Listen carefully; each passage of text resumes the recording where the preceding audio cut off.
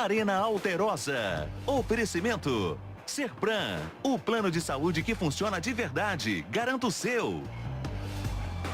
E procurando um carro para comprar? Dá um Vroom. Acesse agora www.vroom.com.br. O carro que você sempre sonhou está aqui.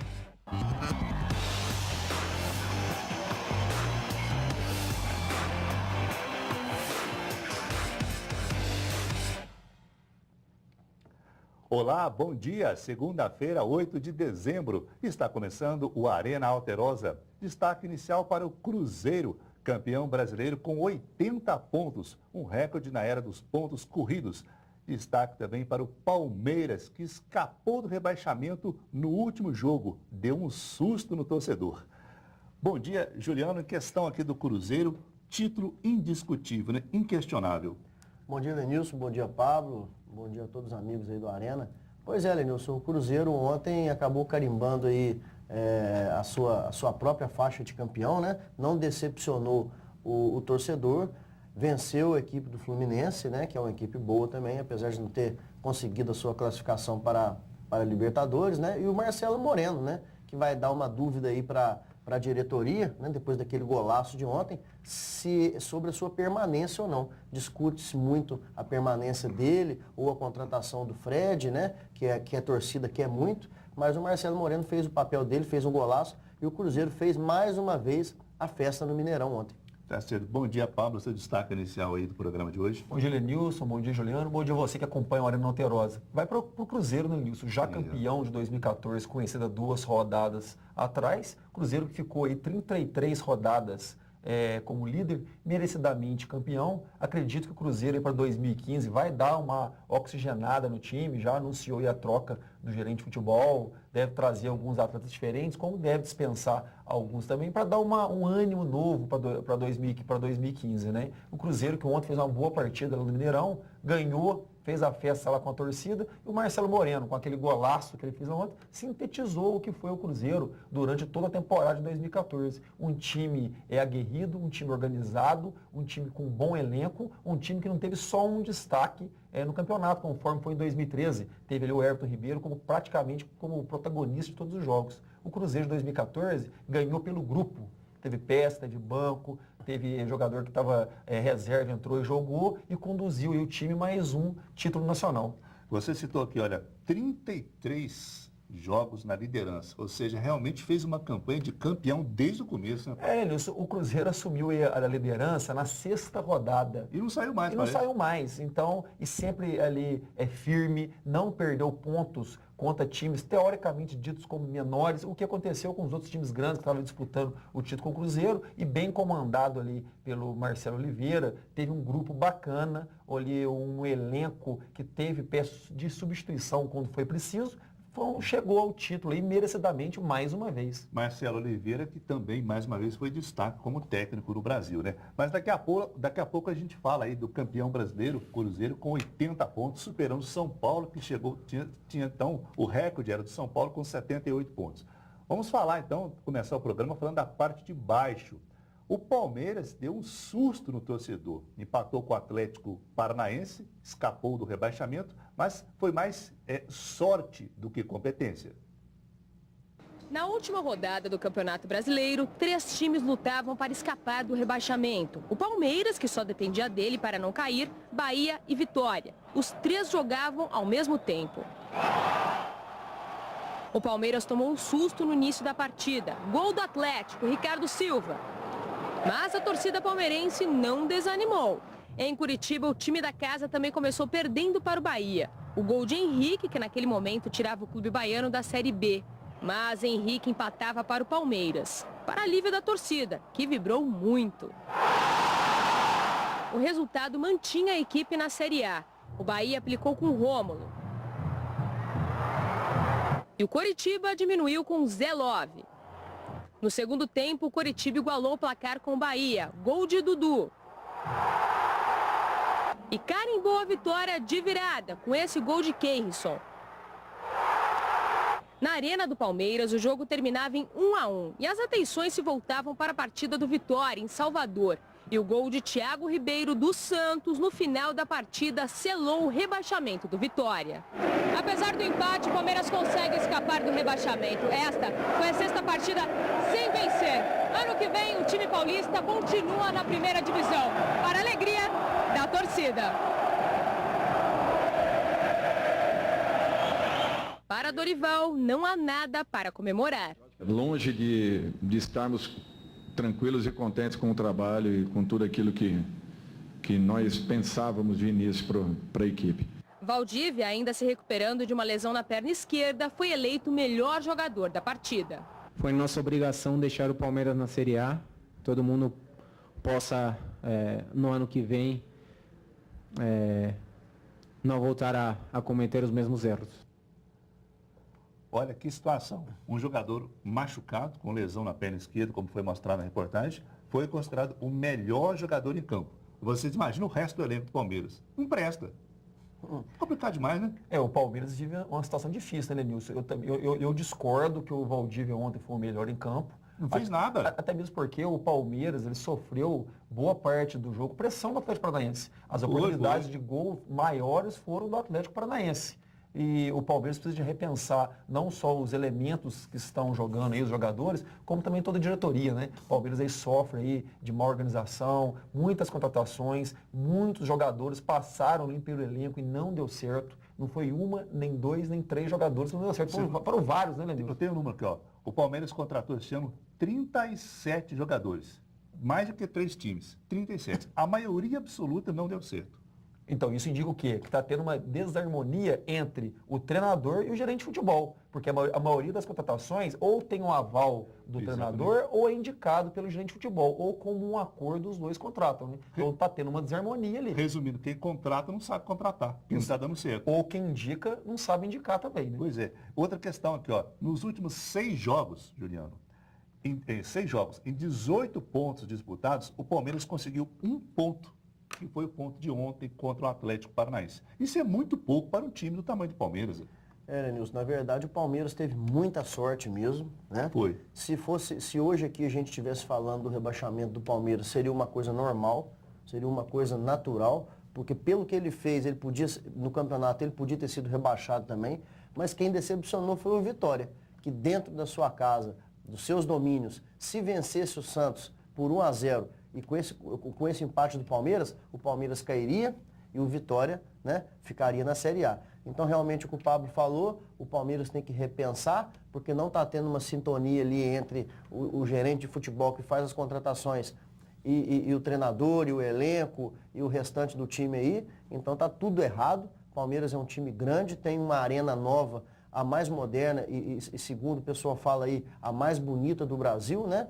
Então tem tudo para se recuperar aí. Agora, tem que dar uma faxinada lá. Lúcio já não tem condição mais de jogar bola. O elenco do Palmeiras muito fraco. Tem Vitorino. Tem uns caras lá que não tem nada a ver. E o melhor em campo não foi o Valdívia, não. Foi o Prazo, o goleiro.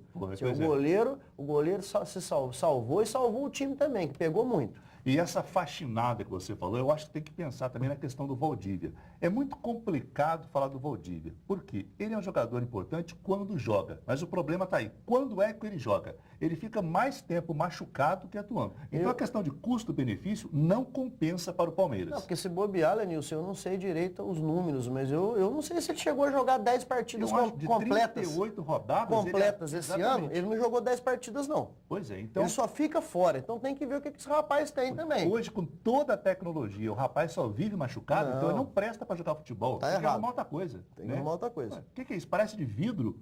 Né? Exatamente. E tem que lembrar também que o Palmeiras continuou com ele, porque deu azar, né? Vendeu lá para o mundo árabe, o Sheik lá deu um cheque sem fundo e ele voltou para o Palmeiras. Na verdade, a situação realmente é muito complicada, porque agora vai ser obrigado a fazer realmente uma mudança completa, e após uma mudança completa, o resultado ele demora para aparecer. Demora, né? Porque você tem que entrosar o time, você tem que ir mudando as peças, porque você contrata um cara, às vezes ele não dá certo e tem que colocar outro. Então é uma mudança, é um começo, né? Começar do zero. Então a torcida vai ter que ter muita paciência, porque o resultado ele não vai aparecer tão rápido, não. Então tem que pensar nas contratações agora, de imediato, para fazer essa experiência no Campeonato Paulista, para começar o brasileiro bem. Senão, o ano que vem, se continuar desse jeito, vai brigar de novo para não cair. E o Palmeiras parece que já começou, tá, Lenilson? Existe aí uma especulação muito grande em torno do nome do Alexandre Matos, que já rescindiu o contrato com o Cruzeiro, fez um grande trabalho no Cruzeiro, e o Palmeiras aí parece que já tem uma conversa até adiantada para que o Alexandre Matos seja o próximo, a partir de 2015,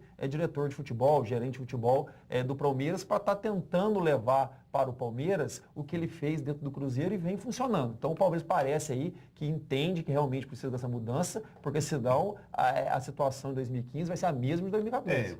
Acho que uma boa contratação, os times de São Paulo e do Rio de Janeiro também tem que se espelhar em Minas. Ver o que está funcionando, o que está dando certo em Atlético e Cruzeiro e levar para lá. Porque o futebol paulista e carioca, a negação, né? E a gente está falando aqui de Palmeiras, pois é, o torcedor aí, o pessoal da internet não perdoa, né? E aparecem várias charges, brincadeiras, gozações aí em relação ao Palmeiras. Olha só, protetora do porquinho lá, o Santos, né? Que coisa, hein? Olha só as brincadeiras. Thiago Ribeiro, um gol salvador, que foi no finalzinho da partida também que o Santos venceu, né? Então o que aconteceu? O Palmeiras chegou a 40 pontos, escapou do rebaixamento com 40 pontos. Eu fiz lá uma análise lá, nenhum time havia escapado do rebaixamento com apenas 40 pontos. Você tem que somar pelo menos 43, 42 pontos. Olha só o nível. Então o Palmeiras teve mais sorte do que competência. Sim, e outra coisa também, né, Lenilson? Essa rodada aí, essa última rodada do Campeonato Brasileiro, mostrou mais uma vez, como na Série B também mostrou também, que realmente não existe essa coisa de jogo combinado. Porque o Santos poderia estar facilitando o jogo, não facilitou, rival aí, arqui-rival do Palmeiras, ganhou o jogo. Então realmente não existe essa história que o torcedor fala, o Santos vai entregar o jogo para prejudicar o Palmeiras, essa coisa não existe. E o Atlético Paranaense começou, foi para cima do Palmeiras, marcou o gol primeiro, né? Estava complicando a situação. Jogou para valer, bem. jogou futebol. Eu também acredito nisso, não existe esse negócio não. O pessoal joga futebol mesmo, que a molecada que quer entrar quer mostrar serviço. Que foi o que aconteceu com o Atlético Paranaense ontem. O Atlético Paranaense jogou firme, jogou para vencer e quase venceu. Pois é. E o Palmeiras, que já fez 2 jogos no novo estádio e não venceu nenhum até agora. Perdeu para o Sport, empatou com o Atlético Paranaense. Agora vai ter que esperar o Campeonato Paulista para tentar a primeira vitória na Casa Nova, no Allianz Parque. Mas vamos ver agora os outros gols aí que definiram quem vai para a Libertadores ou para a pré-Libertadores. No sábado, o Corinthians venceu o Criciúma e, por pouco, não conseguiu a classificação direta para a fase de grupos da Libertadores. Elias abriu o placar. Roger Guedes deixou tudo igual. Depois de bela jogada, Fábio Santos fez o segundo do Corinthians e fechou o placar. Final na Arena, Corinthians 2, Criciúma 1. O Timão está na pré-Libertadores. Em Florianópolis, o Figueirense recebeu o Internacional. Pablo fez 1-0 Figueira. Rafael Moura empatou. Aos 50 minutos do segundo tempo, mais do que os 4 minutos de acréscimo que o árbitro tinha dado, Wellington Silva fez o gol da vitória do Inter. Gol que garantiu a vaga direta na fase de grupos da Libertadores.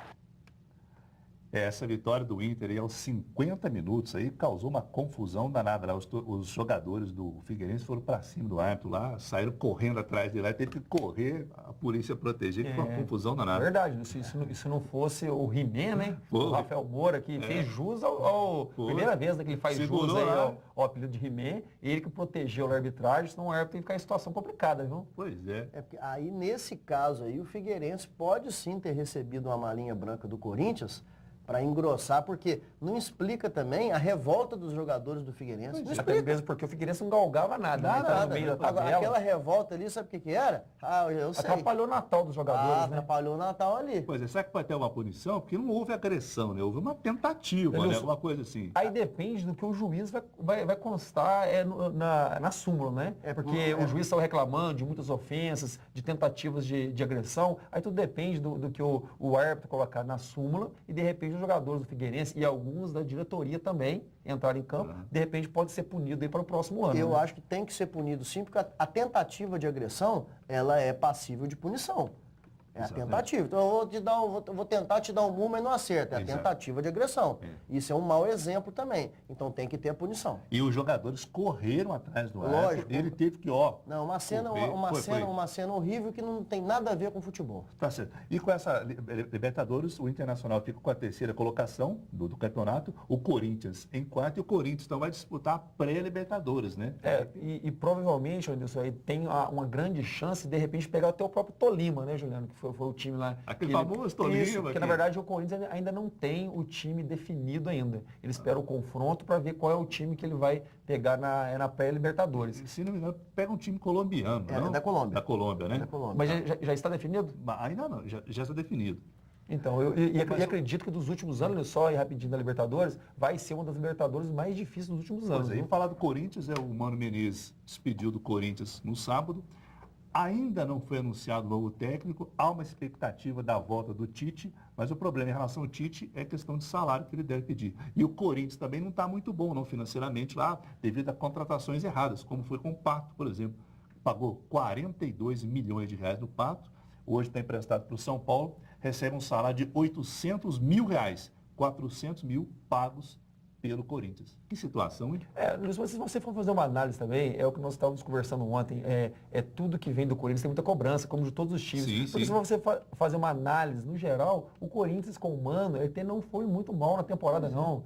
Disputou ali, ele está classificado pelo menos para pré-Libertadores e tal, mas é aquela história, o torcedor nunca está satisfeito, o torcedor às vezes exige mudança, e de repente essa mudança nem surte tanto efeito como vai ser esperado pela diretoria do Corinthians, que deve estar nos próximos dias aí anunciando o próximo treinador, até mesmo porque eles já começam a pré-temporada deles em janeiro nos Estados Unidos. Tá certo. Vamos fazer uma pequena pausa aqui no Arena. Se você quiser mandar mensagem para o pessoal da bancada, é só usar o WhatsApp 9802-3835. Daqui a pouco a gente volta para falar do Cruzeiro e também do Atlético. O Arena volta já já.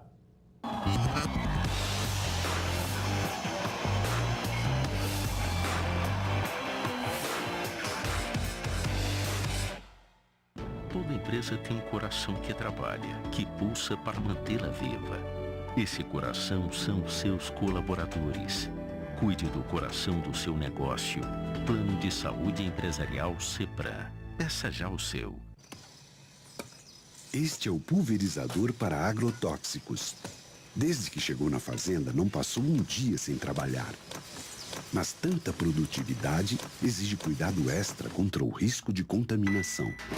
Sem a correta utilização, ele é uma doença de trabalho esperando para acontecer.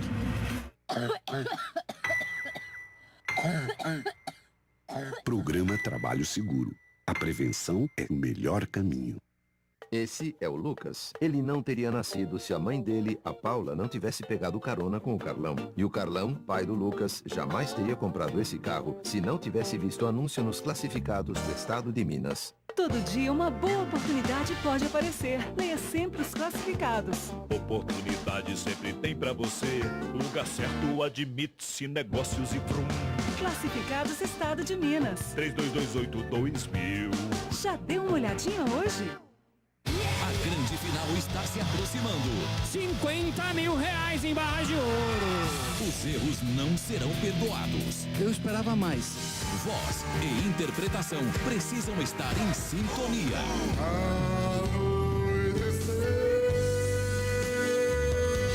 E para conquistar o prêmio, é preciso chegar perto da perfeição.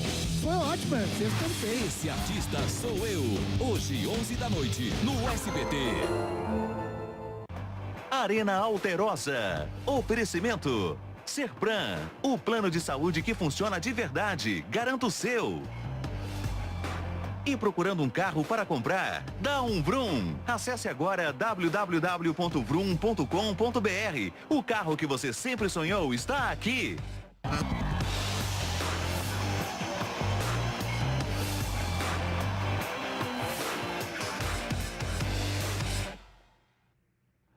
Estamos de volta com o Arena Alterosa para todo o sul e sudoeste de Minas Gerais, nesta segunda-feira, dia 8 de dezembro.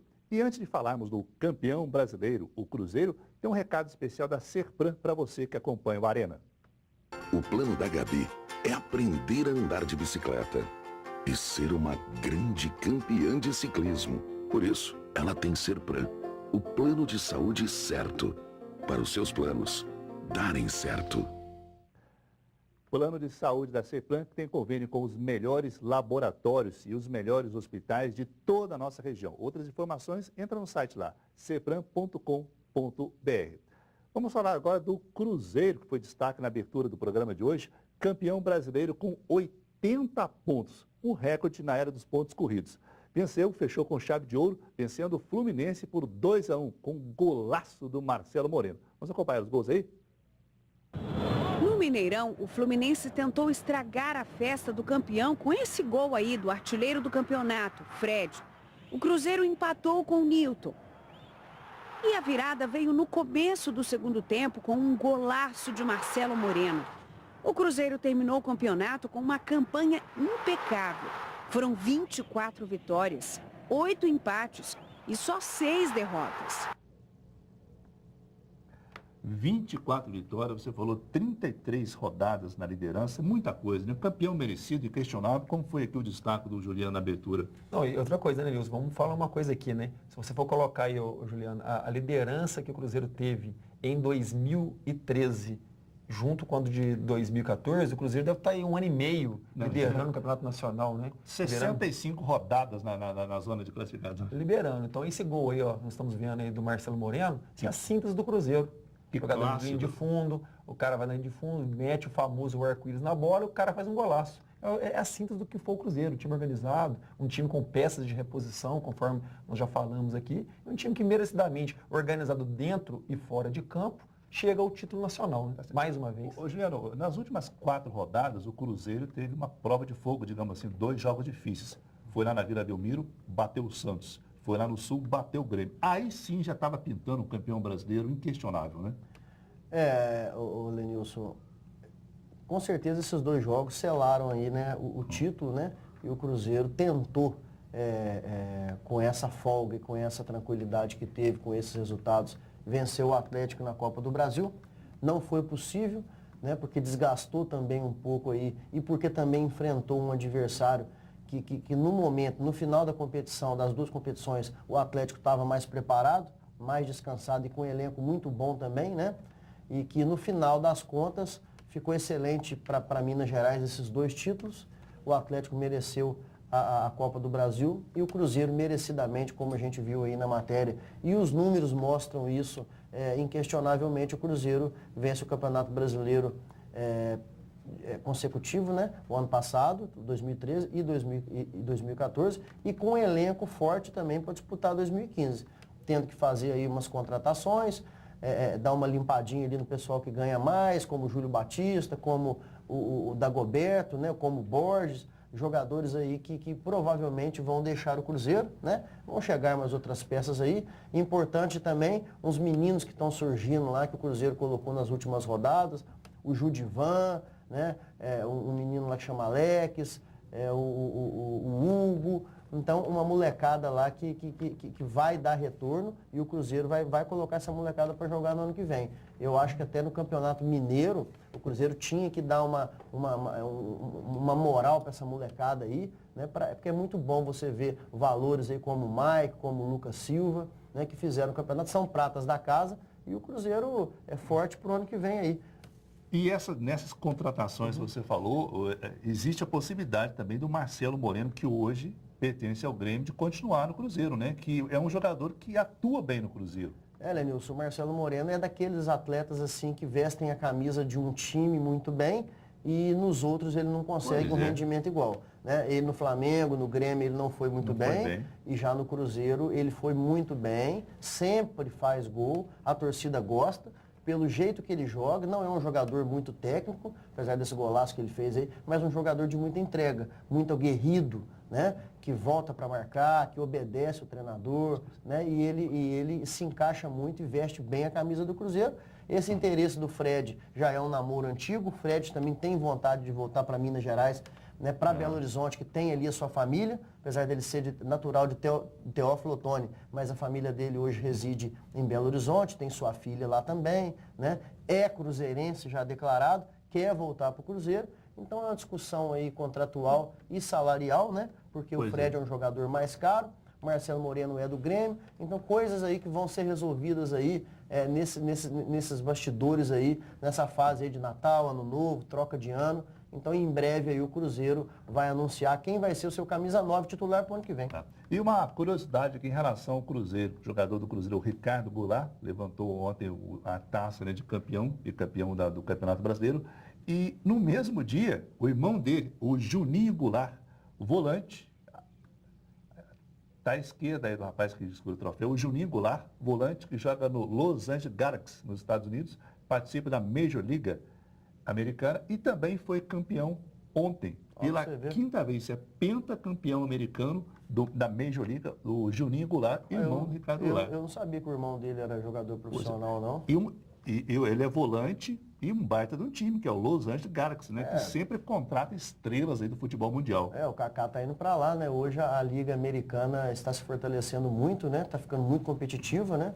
E lá nos Estados Unidos eles não brincam, não, né? Tudo que eles fazem lá tem muito dinheiro, muita visibilidade, muita torcida, né? É um show, uma festa, né? E acima de tudo que você falou, tem o que é principal, que é o planejamento, né? Exatamente. Existe um planejamento do futebol. Sim, organização, né, Lenilson? E a saída do Kaká para lá é mais uma tentativa de difundir, de fortalecer e de tentar trazer mais torcedores para os estádios, né? Tentar pulverizar, popularizar o futebol nos Estados Unidos, né? E parece que o Galaxy também está de olho no Ronaldinho Gaúcho, né? Que hoje atua no México. Pode ser também uma novidade aí para o ano que vem. Mas vamos falar agora do outro time mineiro, né? O Atlético, campeão da Copa do Brasil, encerrou o Campeonato Brasileiro jogando no estádio Mané Garrincha contra o Botafogo. Mas ninguém mexeu no placar.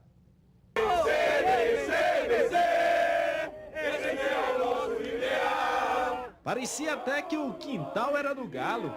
O Galo jogar aqui em Brasília é a mesma coisa que jogar em Belo Horizonte. Caiu no Garrincha, nós estrincha. Para o campeonato, o jogo contra o Botafogo poderia até não representar grandes coisas. Mas para o torcedor, era hora de resolver um problema antigo. O Zonzão tá aí dando uma forcinha, um empurrãozinho para ele descer o barranco afora, né? Já é que nós tivemos alguns problemas com eles no passado. Nós estamos aí só para enterrar agora. E lá dentro nós vamos gritar, amo segunda divisão. Já que o time só volta a jogar no ano que vem, a partida serviu para amenizar a saudade. A gente fica com gostinho de quero mais, né? Até começar o Campeonato Mineiro agora.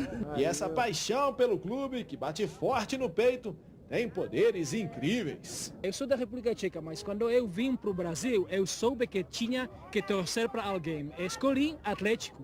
Por Ronaldinho naquela época. Mas também peguei paixão para o Atlético. Para 2015, a torcida já definiu. O campeonato deve ser tratado com prioridade.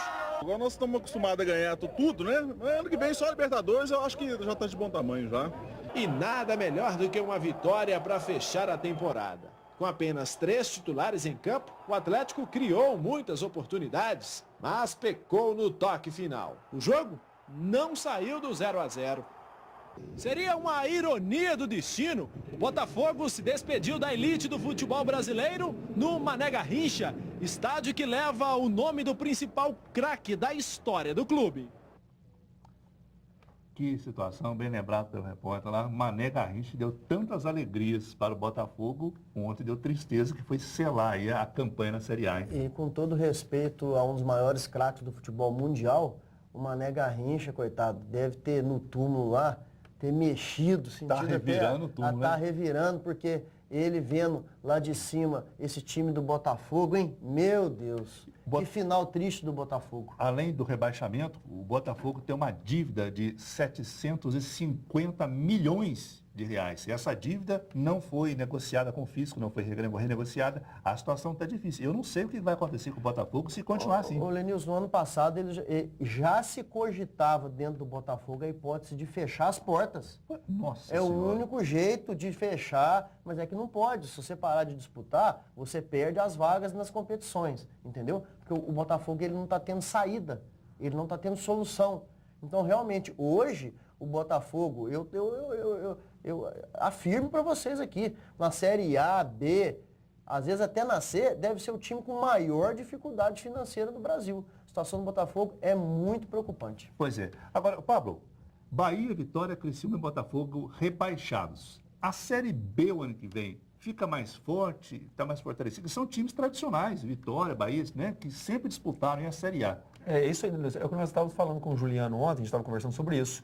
Nós fizemos a análise lá de qual competição fica mais forte. A B fica mais forte, a A fica mais forte. Porque quando a gente acredita que a Série A vai ficar mais fraca, porque perde aí, a Série A perde aí Bahia, né, Juliano, que já foi campeão brasileiro, Botafogo também já foi campeão brasileiro, e o próprio Bahia e o próprio Vitória, né, que está aí sempre acostumado a participar da Série A. E recebe lá Avaí, Ponte Preta, lógico, não desmerecendo esses times, não, longe disso, e Joinville. Mas a Série A perde times mais tradicionais e ex-campeão para o 2015. Né? Em relação então à Série B, você diz que a Série B fica mais forte, a Série A um pouco mais fraca. Então fica mais difícil, então, para o Boa, um time da nossa região, almejar alguma coisa na Série B. Mais difícil que esse ano, sim. Porque esse ano, a chance que o Boa teve, dificilmente ele vai ter de novo. Né? Porque você pegar um Bahia, um Vitória lá na Bahia, é realmente muito difícil. Né? Mas o Boa já venceu o Vitória lá, naquela oportunidade. Um gol até de cabeça do Thiago Carvalho, né, Pablo? A gente lembra disso. Vitória, sim. O Boa venceu o Vitória lá. Né? Então, desses times aqui da Série B, o Boa já enfrentou o Criciúma e o Vitória. Né? Bahia e Botafogo vão ser adversários novos aí pro Boa Esporte, entendeu? Pois é. Acho que o Bahia, o Boa não jogou, não. Acho que desde 2011 o Bahia está na série A, entendeu? E o próprio Vasco aqui, né, Juliano, que subiu aí, subiu capengando, essa que foi a verdade, né? O Vasco subiu com muitas dificuldades. O Vasco, se não der uma reformulada no seu elenco, que esse elenco de 2014 é sério candidato a voltar para a Série B. Vamos falar a verdade, esses 8 times aqui que a gente está falando, que é Avaí, Ponte, Vasco e Joinville, Criciúma, Bahia, Vitória e Botafogo, não dá para saber qual que é o pior. Mas são muito ruins, mas muito. Aliás, o América Mineiro, que fez uma boa campanha, só não subiu porque perdeu aqueles 6 pontos. Se não tivesse perdido aqueles pontos, a vaga seria do América e não do Vasco. Claro. Né? O Vasco corria o risco de não subir. O Vasco teve aí recorde de público jogando contra o Icasa no Maracanã e saiu de lá vaiado, recorde de público da Série B, é claro, né? Saiu de lá vaiado, porque tomou um show de bola do Icasa, só não perdeu aquele jogo pro Icasa, foi a penúltima rodada, porque deu muita sorte. Então o Vasco chegou na Série A para 2015 pelas portas do fundo, chegou capengando. O Vasco, que no início de 2014, né, Juliano, era tido como provável campeão da Série B. E foi um dos poucos grandes que caíram e não conquistaram o título da Série B. Ô, Lenilson, o futebol hoje está tão igual, né, porque o torcedor sabe disso, está tão igual desses 40 times entre Série A e Série B, que ontem, eu com o Pablo, a gente vindo de São Paulo ontem, nós fomos assistir o jogo do Corinthians e Criciúma lá em São Paulo, eu e o Pablo. O time do Criciúma que enfrentou o Corinthians era um time praticamente todo reserva, com molecada, porque o Criciúma já tinha dispensado todo mundo. E o Corinthians querendo vencer, porque precisava o Corinthians completaço, né? O Criciúma quase que arranca um empate lá. O Criciúma é adversário de Boa Esporte. Entendeu? Então hoje está tudo muito igual. Tem que interromper aí, Juliano. Estamos chegando no final do Arena desta segunda-feira. Valeu, Juliano. Até quarta-feira. Até quarta-feira, gente. Um abraço. Tá certo. Valeu, Pablo. Valeu, Nilson. Juliano. Um abraço para todos. Até quarta. Valeu, pessoal. Tá chegando aí o Ademir Santos com o Alterosa em Alerta e as principais notícias da nossa região. Continue ligado aqui na Alterosa.